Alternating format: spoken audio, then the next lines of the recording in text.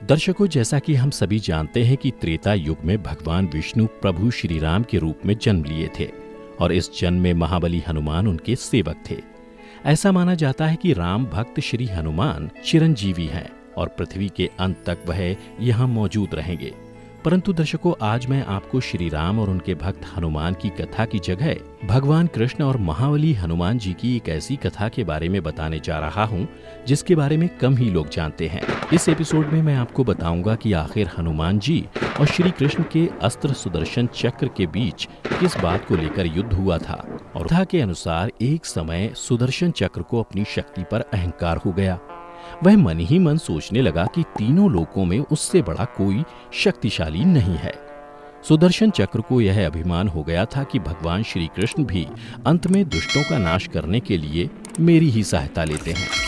उधर इस बात का ज्ञान जब भगवान श्री कृष्ण को पता चला तो उन्होंने निश्चय किया कि किसी भी तरह सुदर्शन चक्र के अहंकार को तोड़ना ही होगा। फिर भगवान श्री कृष्ण ने सुदर्शन चक्र के अभिमान को तोड़ने के लिए हनुमान जी की सहायता ली और उन्होंने हनुमान जी को याद किया।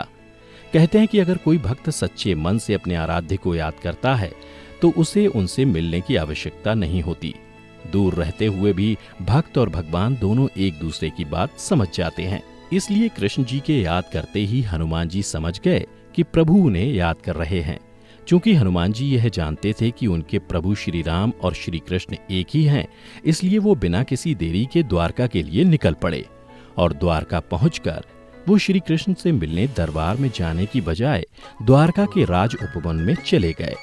उपवन में पहुंचने पर उन्होंने देखा कि वहां के वृक्षों पर बड़े ही मीठे और रसीले फल लगे हुए हैं। हनुमान जी को भूख लगी थी, इसलिए उन्होंने वृक्षों से फल तोड़कर खाना शुरू कर दिया और फिर जब उनका पेट भर गया तो वो वृक्षों और उस पर लगे फलों को तोड़कर फेंकने लगे। उधर जब इस बात का पता दरबार में बैठे श्री कृष्ण को पता चला तो वो मन ही मन मुस्कुराने लगे और फिर उन्होंने अपनी सेना को आदेश दिया कि जाकर उस वानर को पकड़ लाएं। श्री कृष्ण का आदेश पाते ही उनकी सेना हनुमान जी को पकड़ने के लिए राज उपवन के लिए निकल पड़ी। वहां पहुंचकर सेना ने हनुमान जी को ललकारा और कहा, हे मूर्ख वानर, तुम बाग क्यों उजाड़ रहे हो और इस तरह इन फलों को क्यों तोड़ रहे हो? क्या तुम नहीं जानते कि यहाँ का राजा कौन है? अगर नहीं जानते तो मैं तुम्हें बता दूं कि यहाँ के राजा श्री कृष्ण हैं और वो तुम्हें दरबार में बुला रहे हैं। सेना नायक की बातें सुनकर महाबली हनुमान ने क्रोधित होने का ढोंग करते हुए कहा कि कौन कृष्ण? मैं किसी कृष्ण को नहीं जानता। मैं तो प्रभु श्री राम का सेवक हूँ, इसलिए जाओ और अपने राजा कृष्ण को कह दो कि मैं नहीं आऊंगा। यह सुन सेना नायक क्रोधित हो उठा और हनुमान जी से बोला, अगर तुम अपने आप मेरे साथ नहीं चलोगे तो मैं तुम्हें जबरदस्ती पकड़ कर ले जाऊंगा। फिर जैसे ही श्री कृष्ण की सेना हनुमान जी को पकड़ने के लिए आगे बढ़ी, वैसे ही हनुमान जी सारी सेना को पूंछ में लपेटकर राजमहल में फेंक दिया। यह देख सेनापति वहां से भाग गया और श्री कृष्ण को दरबार में आकर बताया कि वह कोई साधारण वानर नहीं है। फिर उसने श्री कृष्ण को सारी बात बताई। उसके बाद श्री कृष्ण ने अपने सेनापति से कहा कि आप उस वानर को जाकर कहिए कि श्री राम आपको बुला रहे हैं।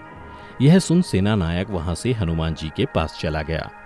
इधर श्री कृष्ण ने सुदर्शन चक्र को आदेश दिया कि तुम्हें द्वार की रखवाली करनी है और इस बात का भी ध्यान रखना है कि कोई भी बिना अनुमति के अंदर ना आ पाए। अगर कोई बिना आज्ञा के अंदर आने का प्रयास करे तो उसका वध कर देना। यह सुन सुदर्शन चक्र द्वार की रखवाली करने लगा। चूंकि श्री कृष्ण ये समझते थे कि श्री राम का संदेश सुनकर हनुमान जी एक पल भी नहीं रुक सकते हैं।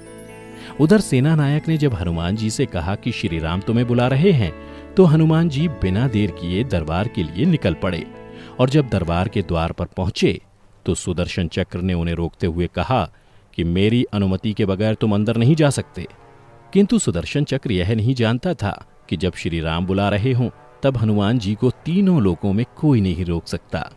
सुदर्शन की बात सुनकर हनुमान जी ने सुदर्शन से अपना रास्ता छोड़ने के लिए कहा, लेकिन सुदर्शन ने हनुमान जी को युद्ध के लिए ललकारा और फिर दोनों में महाभयंकर युद्ध होने लगा। किंतु कुछ समय बाद जब हनुमान जी को ज्ञात हुआ कि सुदर्शन के साथ युद्ध में उलझकर मेरा समय बर्बाद हो रहा है, तो उन्होंने मन ही मन सोचा कि किसी भी तरह इस युद्ध को जल्द ही समाप्त करना होगा। उसके बाद उन्होंने सुदर्शन को पकड़कर अपने मुंह में रख लिया और फिर वो अंदर दरबार में पहुंच गए।